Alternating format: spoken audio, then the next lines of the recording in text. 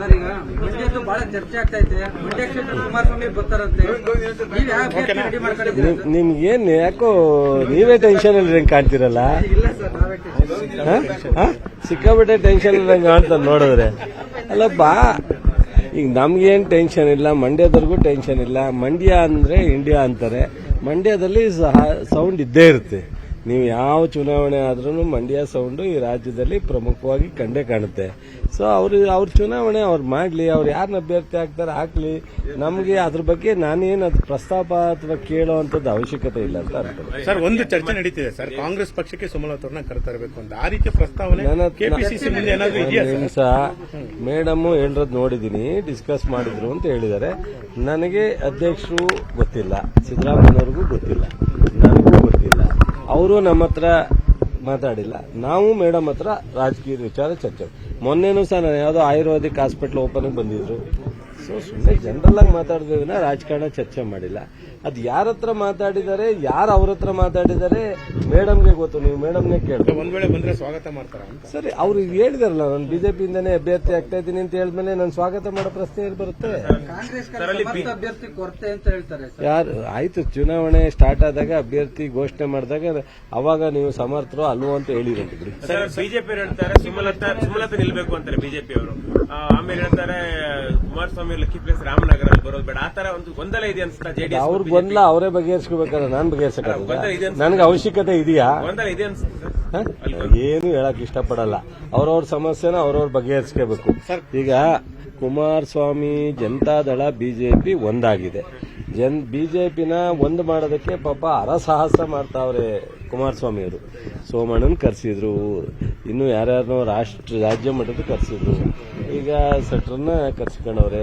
ಪಾಪ ಇನ್ನು ಏನೇನ್ ಮಾಡ್ತಾರೆ ರಾಜ್ಯದಲ್ಲಿ. ಬಿಜೆಪಿ ಒಡೆದೋಗಿರೋ ಬಿಜೆಪಿನ ಸರಿಪಡಿಸಕ್ಕೆ ಅವ್ರು ಮಾಡ್ಲಿ. ಸೊ ಮಂಡ್ಯದಲ್ಲಿ ಇಡೀ ರಾಜ್ಯ ಬಿಜೆಪಿ ಸರ್ ಮಾಡೋವಂತ ಕುಮಾರಸ್ವಾಮಿ ಅವರು ಮಂಡ್ಯ ಬಿಜೆಪಿ ಸರ್ ಮಾಡಕ್ಕಾಗಲ್ವೇ? ಮಾಡ್ತಾರೆ. ಅದು ಅವ್ರಿಗೆ ಬಿಟ್ಟು ವಿಚಾರ. ನಾವ್ ಯಾಕೆ ಅದ್ರ ಬಗ್ಗೆ ಪಾಪ ಅವ್ರ ಬಗ್ಗೆ ಮಾತನಾಡೋದು? ನನಗೇನು ಅದ್ರ ಬಗ್ಗೆ ಆಸಕ್ತಿ ಇಲ್ಲ.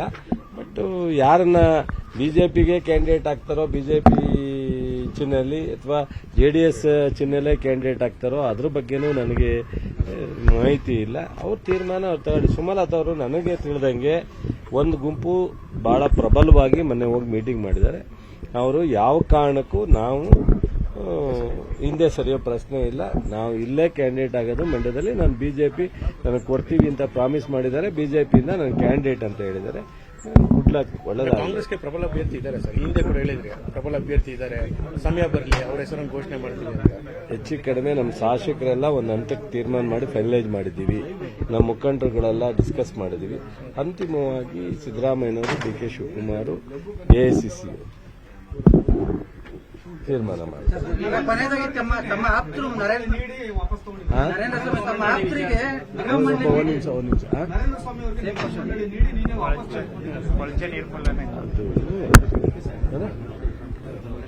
ಅದು ಪೊಲ್ಯೂಷನ್ ಕಂಟ್ರೋಲ್ ಕೋರ್ಟಲ್ಲಿದೆ. ಅದಕ್ಕೋಸ್ಕರ ಅದು ಪ್ರೋಸೆಸ್ ಇದೆ. ಅವ್ರು ನರೇಂದ್ರ ಸ್ವಾಮಿ ಅವ್ರು ಯಾವ್ದು ಕೇಳಿದ್ರು ಕೊಡ್ಲಿಕ್ಕೆ ನಮ್ಮ ಹೈಕಮಾಂಡ್, ನಮ್ಮ ಸಿದ್ದರಾಮಯ್ಯನವರು, ಡಿ ಕೆ ಶಿವಕುಮಾರ್ ಅವ್ರ ಜೊತೆ ಮಾತಾಡಿದ್ರು. ಅವರು ಪೊಲ್ಯೂಷನ್ ಆದ್ರೆ ಆಗ್ಲಿ, ಇಲ್ಲದೆ ಇದ್ರೆ ಆಫ್ಟರ್ ದಿ ಪಾರ್ಲಿಮೆಂಟ್ ನಾನು ಸಚಿವನಾಗಬೇಕು ಅಂತ. ಸೊ ಅದಕ್ಕೂ ಪಾರ್ಟಿ ಅವರಿಗೆ ಸಚಿವರನ್ನ ಕೊಡಬೇಕು ಅನ್ನೋ ತೀರ್ಮಾನದಲ್ಲಿ ಇದೆ. ಆಗ್ತಾರೆ, ಒಳ್ಳೇದಾಗ. ಸರ್, ಕೆಲ ಸಚಿವರು ಅಸಮಾಧಾನ ವ್ಯಕ್ತಪಡಿಸಿದ್ರು ಸರ್. ನಿಗಮ ಮಂಡಳಿಯಲ್ಲಿ ನಾವು ನಮ್ಮನ್ನ ಕನ್ಸಿಡರ್ ಮಾಡಿಲ್ಲ, ಏಕೈಕ ಹೈಕಮಾಂಡ್ ನಾಯಕರು ಮಾಡಿದ್ದಾರೆ ಅಂತ. ತಾವೇನಾದ್ರೂ ಸಲಹೆ ಕೊಟ್ಟಂತ ಶಾಸಕರನ್ನ ಕನ್ಸಿಡರ್ ಮಾಡಿದಾರ ಸರ್ ಪಟ್ಟಿಯಲ್ಲಿ? ಈಗ ನಾನು ಅಸಮಾಧಾನ ಇಲ್ಲ ನನಗೆ. ಆಮೇಲೆ ಹೈಕಮಾಂಡ್ಗಿಂತ ನಾನು ದೊಡ್ಡವನಲ್ಲ. High command ultimate. ಬಟ್ ನನ್ನ ಸಜೆಷನ್ ಏನಾರ ಇದ್ರೆ, ನನ್ನ ರಿಕ್ವೆಸ್ಟ್ ಏನಾರ ಇದ್ರೆ, ನನ್ನ ಅಭಿಪ್ರಾಯ ಇದ್ರೆ ಹೈಕಮಾಂಡ್ಗೆ, ರಾಜ್ಯದ ಲೀಡರ್ಗೆ, ಸಿದ್ದರಾಮಯ್ಯವ್ರಿಗೆ, ಡಿ ಕೆ ಅವ್ರಿಗೆ ಕೊಡ್ತೀನಿ. ಸೊ ಒಂದು ಆಗೋದು ಬಿಡೋದು ಬೇರೆ ವಿಚಾರ. ಆದ್ರೆ ನಾನು ಆ ವಿಚಾರದಲ್ಲಿ ಅಸಮಾಧಾನ ಕೊಟ್ಟಿದ್ರೆ ಸರ್ ಹೇಗೆ ಬಿಡಿ. ಈಗ ಆದ್ಮೇಲೆ ಇಲ್ಲಿ ನಂದು ಇದು ಎಐಸಿಸಿದು, ಇದು ಸಿದ್ದರಾಮಯ್ಯನವ್ರದ್ದು, ಡಿ ಕೆ ಬರಲ್ಲ. ಎಲ್ಲ ಕರ್ನಾಟಕದ ಕಾಂಗ್ರೆಸ್ ಪಕ್ಷದ್ದು, ಕರ್ನಾಟಕದ ಶಾಸಕರು, ನಮ್ಮ ಪಕ್ಷದ ಶಾಸಕರು. ಈಗ ನಾನು ಅದ್ರ ಬಗ್ಗೆ ವೈಯಕ್ತಿಕವಾಗಿ ಇದು ನನ್ನ ಅಭ್ಯರ್ಥಿ, ಇವರು ನನ್ನ ಅಭ್ಯರ್ಥಿ ಅಂತಲ್ಲ. ಬಹುಶಃ ಶಾಸಕರ ವಿಚಾರದಲ್ಲಿ ಎಲ್ಲರನ್ನೂ ಪರಿಗಣಿಸಿದ್ದಾರೆ, ಎಲ್ಲ ಸಮಾಧಾನವಾಗಿದ್ದಾರೆ. Thank you. ಕನ್ನಡಿಗರ ಮೆಚ್ಚಿನ ನಿಮ್ಮ ನ್ಯೂಸ್ 18 ಕನ್ನಡ ಈಗ ವಾಟ್ಸ್ಆಪ್ನಲ್ಲಿಯೂ ಲಭ್ಯ. ಕರ್ನಾಟಕ ಮತ್ತು ದೇಶ ವಿದೇಶದ 360 ಡಿಗ್ರಿ ಸುದ್ದಿ ವಿವರವನ್ನ ನೀವು ನಿಮ್ಮ ಕೈ ಬೆರಳುಗಳಲ್ಲಿಯೇ ಪಡೆಯೋದಿಕ್ಕೆ ಈ QR ಕೋಡ್ ಅನ್ನ ಸ್ಕ್ಯಾನ್ ಮಾಡಿ. ನಮ್ಮ ಚಾನೆಲ್ ಅನ್ನ ಫಾಲೋ ಮಾಡಿ, ನೋಟಿಫಿಕೇಶನ್ ಆನ್ ಮಾಡಿ.